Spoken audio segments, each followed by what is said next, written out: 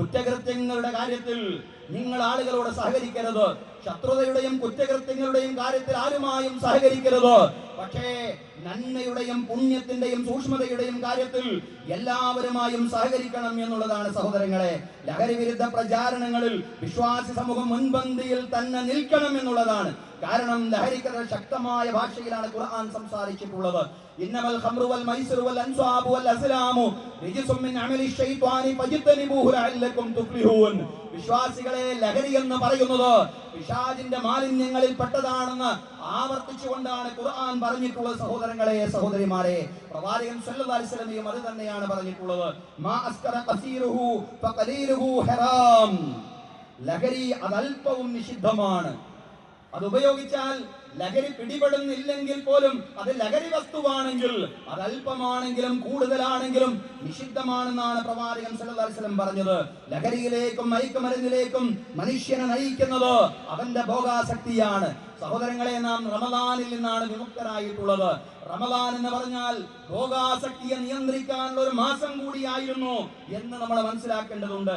വിഷന്നും ലൈംഗിക വികാരങ്ങൾ നിയന്ത്രിച്ചുകൊണ്ടും വിശ്വാസി അവന്റെ ദേഹേച്ഛയ്ക്കും ഭോഗാസക്തിക്കും കടിഞ്ഞാണിടുകയായിരുന്നു. സഹോദരങ്ങളെ, സഹോദരിമാരെ, ഈ റമദാന്റെ ചൈതന്യം നമ്മിൽ നിലനിൽക്കുന്നുണ്ടെങ്കിൽ ആ ചൈതന്യത്തിൽ നാം മുന്നോട്ട് പോയാൽ ലഹരി അടക്കമുള്ള ഒരു സാമൂഹിക തിന്മയിലും നമ്മൾ അകപ്പെടില്ല എന്ന് മാത്രമല്ല, റമദാനിൽ നാം ആർജിച്ചെടുത്തിട്ടുള്ള ഈ ഊർജം ഉപയോഗിച്ചുകൊണ്ട് ലഹരിക്കെതിരെയുള്ള പോരാട്ടത്തിൽ, അത്തരം സാമൂഹിക തിന്മകൾക്കെതിരെയുള്ള പോരാട്ടത്തിൽ ശക്തമായിട്ട് അണിചേരാൻ നമുക്ക് സാധിക്കും എന്നുള്ളതാണ്. അണിചേരാൻ നമുക്ക് കഴിയുകയും ചെയ്യേണ്ടതുണ്ട്.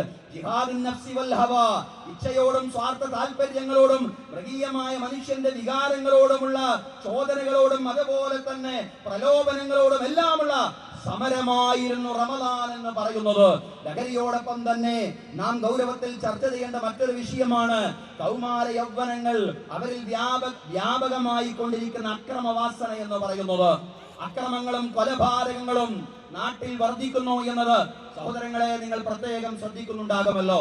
നമ്മുടെ തലസ്ഥാന നഗരിയിൽ നിന്ന് തന്നെ, ഈ തലസ്ഥാന ജില്ലയിൽ നിന്ന് തന്നെ ഈ റമദാനിലേക്ക് നമ്മൾ പ്രവേശിക്കുന്നതിന്റെ മുന്നോടിയായിട്ട് വളരെ ഭയാനകമായതല്ലെങ്കിൽ ഭീകരമായ ഒരു വാർത്ത കേൾക്കുകയുണ്ടായി. ഒരു ചെറുപ്പക്കാരൻ കുടുംബത്തിലെ അടക്കം 5 പേരെ അതിദാരുണമായി കൊലപ്പെടുത്തിയ ഒറ്റ ദിവസത്തിൽ കൊലപ്പെടുത്തിയ വാർത്തയാണ് നമ്മൾ കേട്ടതെങ്കിൽ അധികം താമസിയാതെ തന്നെ കോഴിക്കോട് ജില്ലയിൽ നിന്ന് സഹപാഠിയെ 10ാം ക്ലാസ്സിൽ പഠിക്കുന്ന കുട്ടിയെ സഹപാഠികൾ കൊലപ്പെടുത്തിയ വാർത്തയും നമ്മൾ കേൾക്കുകയാണ്. സഹോദരങ്ങളെ, നമുക്ക് എവിടെയൊക്കെയോ എന്തൊക്കെയോ നഷ്ടപ്പെടുന്നുണ്ട് എന്നുള്ളതാണ്.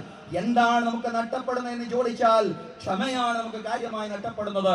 നമ്മുടെ മക്കളെ ക്ഷമിക്കാൻ നാം പരിശീലിപ്പിക്കുന്നില്ല എന്നുള്ളതാണ്. നമ്മുടെ മക്കൾക്ക് നാം എല്ലാം നൽകുന്നുണ്ട്, എല്ലാം നമ്മൾ നൽകുകയും വേണം. പക്ഷേ അവരാഗ്രഹിക്കുന്നത് മുഴുവനും തൽസമയത്ത് കിട്ടുമ്പോ അവർക്കൊരു ഘട്ടത്തിലും ക്ഷമിക്കാൻ പറ്റാത്തൊരവസ്ഥയിലേക്ക് അവര് വഴിമാറുന്നുണ്ടെങ്കിൽ നമ്മൾ കൂടുതൽ ജാഗ്രത പുലർത്തേണ്ടതുണ്ട്. സഹോദരങ്ങളെ, സഹോദരിമാരെ, ക്ഷമയുടെ ബാലപാഠങ്ങൾ പകർന്നു നൽകിക്കൊണ്ടാണ് വിശുദ്ധ റമദാൻ നമ്മോട് വിട പറഞ്ഞു പോയത്. ക്ഷമയുടെ ലോകത്താണ് റമദാനിൽ നമ്മൾ ജീവിച്ചത് എന്നുള്ളതാണ്. പ്രവാചകൻ സല്ലല്ലാഹു അലൈഹി വസല്ലം റമദാനെ സംബന്ധിച്ച് പറഞ്ഞത്, വഇൻ സാബഹു അഹദനു ഖാതലഹു ഫൽയഖുൽ ഇന്നി സ്വായിമുൻ. ആരെങ്കിലും നിങ്ങളെ ചീത്ത വിളിക്കുകയാണെങ്കിൽ, നോമ്പുകാരനായ നിങ്ങൾ ആരെങ്കിലും ചീത്ത വിളിക്കുകയോ ആക്രമിക്കുകയാണെങ്കിൽ ഞാൻ നോമ്പുകാരനാണെന്ന് പറഞ്ഞയാൾ ആത്മസംയമനം കൈകൊള്ളട്ടെ എന്നുള്ളതാണ്.